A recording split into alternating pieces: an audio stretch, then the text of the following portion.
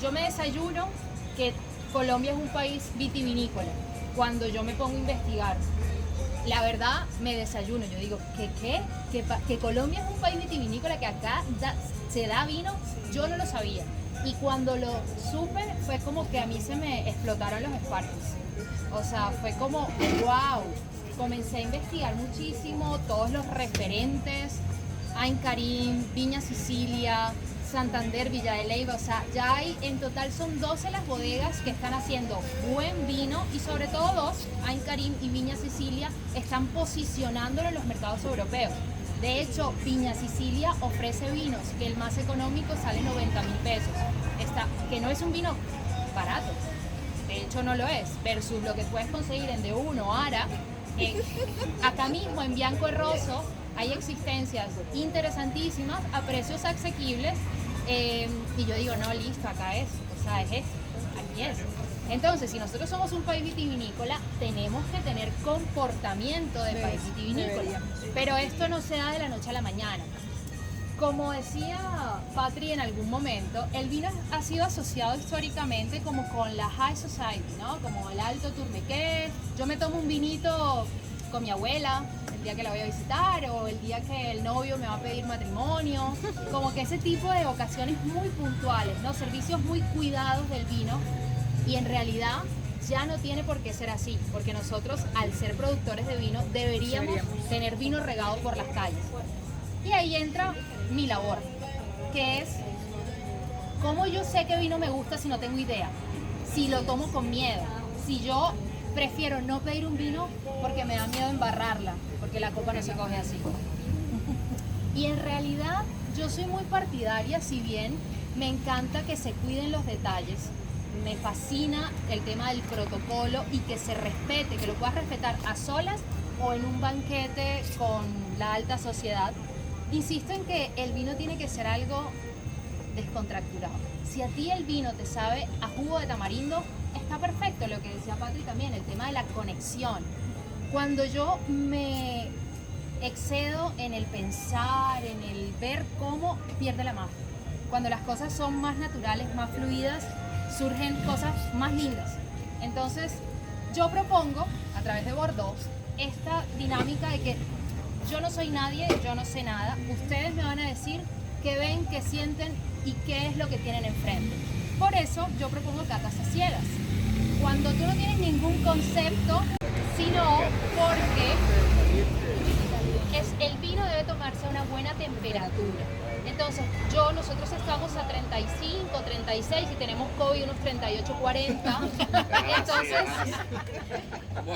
oye, esa estuvo buena. Entonces, justamente, si yo le aporto mi calor corporal a la copa, voy a voy a subir la temperatura y mi experiencia va a ser otra.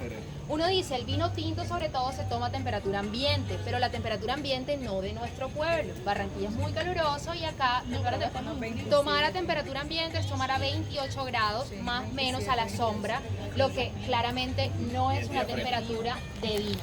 Temperatura ambiente de vino tinto entre los 15 y los 18 grados. ¿Qué es lo mejor para hacer en nuestro clima? Tú, si no tienes la cavita, dices, ok, me voy a tomar el vino con mis amigas o con mi novio o con el que sea a las 9 en punto. Ok, yo 20 minutos antes le doy un golpe de frío. Si mi nevera va full fría, voy a nevera. Y si no, voy a freezer.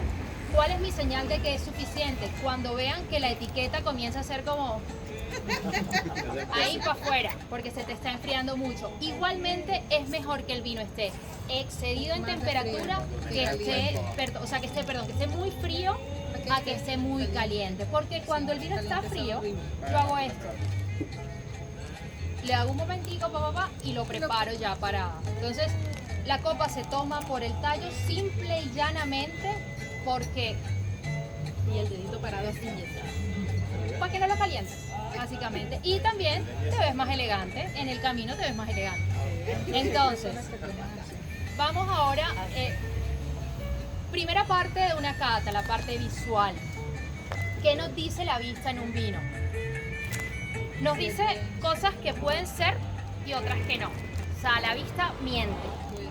O no, O sea, va como 50-50. Sobre todo tú en el visual del vino puedes ver su edad, si es un vino joven o es un vino con madurez o es un vino de crianza o ya es un vino directamente bastante añejado. Puedes ver el cuerpo del vino o te puedes dar una pista y puedes darte una pista también de la graduación alcohólica. Para que un jugo de uva sea considerado vino, debe estar en graduación alcohólica desde los 10 grados hasta los 18. Esto, 18 ya es bastante, se suele dar, no, dependiendo del productor, ya hablamos de vinos fortificados y si es naturalmente puede llegar a ser sin la fortificación que lo llamen vino. Estos vinos más alcohólicos se dan en climas más calientes, por ejemplo en Argentina se dan en Salta, en el norte de Chile, en La Rioja algo también, necesitan climas obviamente con más presencia de calor. Entonces, primer aspecto, los vinos jóvenes, hablando de los tintos, suelen tener indistintamente de la cepa colores más violáceos, más rubíes, son colores más intensos, menos granate, asocien granate con la tejita española. Entonces, cuando ustedes ven un vino que cuando lo mueven, les soy honesta, ahora la luz nos acompaña un poco más, pero lo ideal siempre es que esté lo más luminoso posible para que nosotros podamos ver bien el vino. Entonces, el aspecto joven en el vino lo ves en el color. Si el vino es bien violáceo o bien rubí, es un vino que estamos hablando joven. ¿Qué es un vino joven? Que salió hace 2, 3 años, sigue siendo un vino joven. Recuerden o entérense si no lo saben, muchos vinos que no están hechos para crianza. Ese dicho de que al vino le sienta bien el tiempo, no necesariamente. Para que un vino sea apto para la guarda, que es como se dice técnicamente, tiene que haber pasado por madera. Cuando tú ingresas ya el vino, no hablamos de mosto, que es el jugo de la uva, sino ya vino cuando las levaduras hacen el alcohol, etcétera, y yo lo paso por madera, barrica de roble francés o americano, eso más adelante lo ampliamos. Yo hago que el vino comience a tener ciertas características organolépticas que lo hacen apto para ser guardado. Un vino joven no es un vino de mala calidad, es un vino que está apto para consumo masivo, consumo ágil, que es lo que se le llama vino de mesa. En Europa, sobre todo, suelen llamarlo de esta manera. Entonces, si ustedes ven un vino de este color, es muy, obviamente, sin abrirlo no saben qué color va a tener, pero calculen que no es un vino que pueden dejar demasiado tiempo. Y ya tienen que esperar, por lo menos te da un vestido de que te dice, hey, espérame frutal o floral, porque soy floral o frutal, no estoy con aromas secundarios y terciarios, que también ya vamos para allá, vamos despacio. Entonces, mucha información. Sí, y la idea es que sea una cata introductoria, así ustedes después me preguntan, me siguen y ya van a otras catas. Total. Entonces, color. Hablamos sobre todo si es joven o si es de crianza. Ahora, el tema del alcohol. El vino tiene algo que se llama el lagrimeo. Cuando yo hago esto, yo espero un poquito. Hay vinos que sucede más rápido, otros que sucede más lento, que se llama el lagrimeo. Este vino no presenta mucho lagrimeo, de hecho. Lo van a ver ustedes, tratan de hacerlo como a un contraluz y van a comenzar a ver una veta que se vuelve así como espuma de mar, obviamente sin generar espuma. Bueno, ahí ven, ahí comenzó a generar. Pasa que depende un poco de la luz. Y comienzan a bajar gotas que no son simétricas, unas son largas, otras son cortas. Ese lagrimeo es el que nos indica la graduación alcohólica y el posible cuerpo del vino. El vino tiene añadido de glicerol. La cantidad de glicerol sumado a otras características organolépticas es lo que aporta ese cuerpo del vino. ¿Dónde yo peso el vino? Acá. Ahí yo digo, óyeme, el vino tiene peso. Y si no, es una agüita. Por ejemplo, no sé si alguno ha tenido la oportunidad de tomar Pinot Noir. ¿Alguno acá presente ubica el Pinot Noir? Bueno, el Pinot Noir, justamente por su delicadeza, porque es una cepa delicada, se suele llamar el vino blanco disfrazado de tinto. Y es un vino que, si bien es muy complejo porque su elegancia y sofisticación propiamente de la uva lo lleva a esto, es un vino que, si tú no eres tan experto o tan conocedor, te va a parecer un vino ligero. Diferencia a un Cabernet, por ejemplo, que es un vino robusto, es un vino de macho. Exacto. Entonces, como las diferencias, ¿vieron? Si ustedes dejan la copa sostenida, van a ver el lagrimeo. Entre más lágrima haga el vino, más alcohol tiene. Ahora ya no van a volver a tomar nunca más vino sin quedarse un momentico viéndolo así, a ver. Sí. Se los garantizo. Por lo menos mientras le dura la fiebre de la cata. Entonces, cuando hay vinos que, ni bien tú envuelves la copa con el líquido, hace así, ¡boom! Y se forma muchísimo goteo. Y otros que son más tímidos, que van despacio, van armando su gota, más o menos. Entonces, esas son las las tres pistas primordiales que nosotros vemos en el vino, en la parte visual. Después de esto, pasamos a la parte del olfato. Existen principalmente lo que se llama las dos narices del vino. Tenemos la primera nariz, que yo también desde la parte romántica lo llamo la venia al vino, y es: yo entro en la copa tratando de no oxigenarlo, o sea, no moverle el líquido, sino yo entro. Tratar siempre que el vino, como te digo, la primera nariz, ideal que no se mueva el vino, sino que sea totalmente tranquilo. Tú llevas así y también tú le pides permiso al vino: te voy a tomar, siéntame bien, no me emborraches, déjame tomar mucho. Y entonces es la venia, ¿no? Es como antes los aborígenes americanos, para cazar, ellos le pedían permiso al animal para poder matarlo. Bueno, nosotros tenemos que pedirle permiso al vino para que al día siguiente no te dé ni dolor de cabeza ni otros síntomas desagradables del vino, que probablemente ya saben de qué hablo. Exacto. Bueno, entonces, primera nariz, el vino está tranquilo. Hagamos el ejercicio, todos los que tengan copa. La primera nariz, la idea, como les digo, es que traten de no moverlo tanto, sino apenas el movimiento que surge de... Bueno, una vez que todos hayan hecho la primera nariz, o si quieren igual podemos ir a destiempo, cada uno, la idea es que se conecte con el momento. Una vez que yo... bueno, importante. Nosotros todos, los seres humanos, tenemos una fosa predominante. Así como que tenemos un pie más grande que el otro, una mano más grande que la otra, un ojo más chiquito. Bueno, con las fosas pasa lo mismo. Traten, si quieren hacer el ejercicio, de identificar cuál es su fosa predominante. Hay personas como yo, por ejemplo, que tienen obstrucción del tabique. Entonces yo...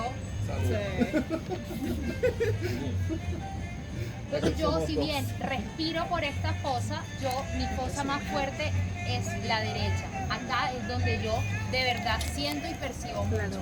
A mí me falta con la izquierda. Entonces, por lo general, para no tener que llevar el dedo a la nariz, lo que se hace es... y voy como priorizando mi fosa. Y ahí terminas identificando.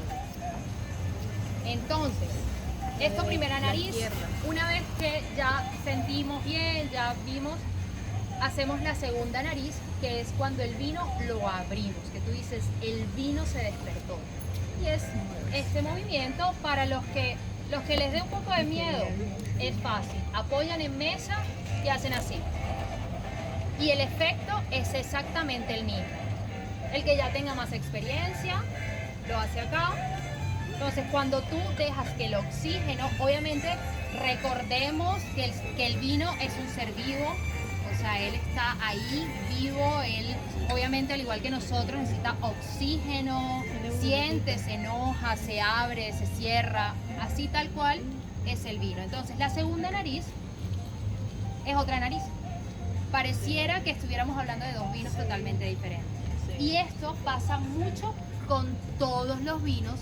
¿Con cuáles pasa más? Con los vinos más complejos, los vinos de crianza, los vinos madurados. Ahí ya estamos hablando de que ellos se toman más su tiempo para abrirse porque también han tenido otro proceso de más tiempo buscando este resultado, ¿no?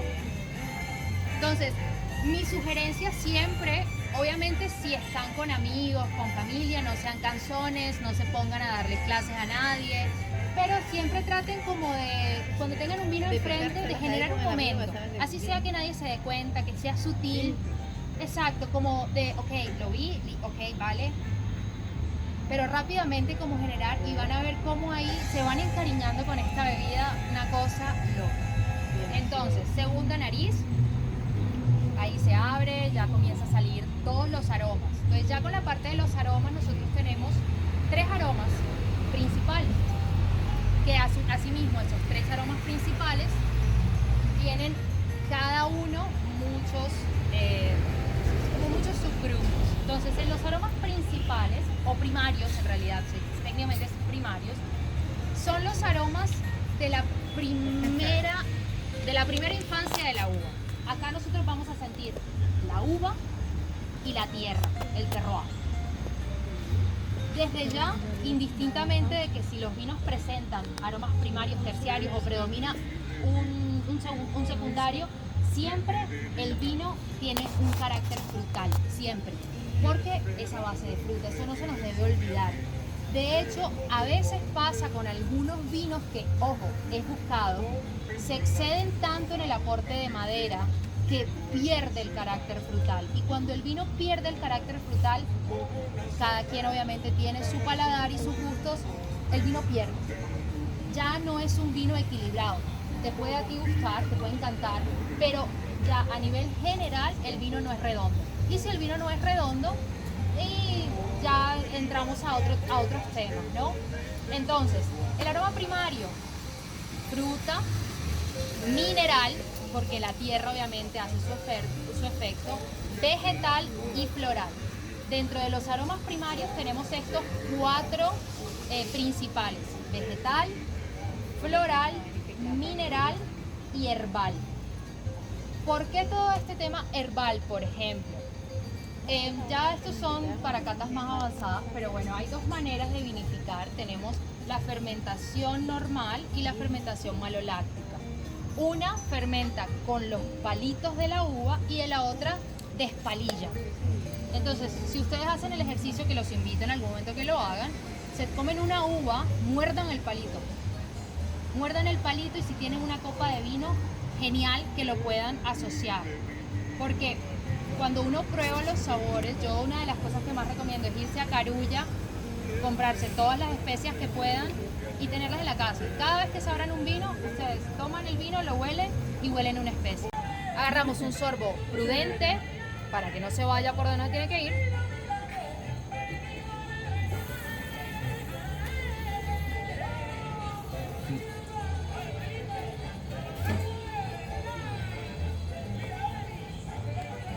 Mantengo la boca cerrada y exhalo. No inhalo, exhalo. Y esto es muy interesante de hacer comparando vinos, porque se van a dar cuenta que es súper distinto. En muchos vinos, sobre todo los tintos, y sobre todo los tintos jóvenes, se siente mucho el alcohol en la nariz. Sí, mucho el alcohol. Que te pica. ¿Y qué es lo que... ¿Cuál es el proceso? ¿Qué es lo que pasa de verdad entre la boca y la nariz? El vino hace esto, se pelea y se va. La fruta se te queda en el paladar, pero el alcohol, la fruta, la especia si tiene, las hierbas, o sea, toda la parte diferente al alcohol se te queda depositada en la boca y sacas el alcohol. Y acá te das cuenta de verdad el vino a que sabe. Sucede lo mismo con los blancos. Sí, te va a pasar con todos los vinos. Este ejercicio yo no lo recomiendo con los vinos espumantes o espumosos, porque acá va a ser más difícil de controlar, obviamente por la gasificación. Ahí sí se pueden ahogar, entonces preferiblemente no hacerlo. Para catar espumantes es un poquito ligeramente diferente, pero bueno, sí sintieron esa diferencia, ¿no? Entonces, justamente esto es como la idea, como les digo, mi parte emocional con este proyecto, lo que busco es que sean ustedes quienes vivan el vino. Obviamente, cuando estoy en sociedad o compartiendo con amigos, no voy a tomarme el tiempo de hacer todo esto, pero se puede. Por ejemplo, una manera muy sutil de hacer esto sin quedar como que estás haciendo maleducado. Porque obviamente en catas el ruido se vale. De hecho, el que hace ruido en cata es un buen catador. En la mesa no, con amigos no. Claro, es correcto. Entonces,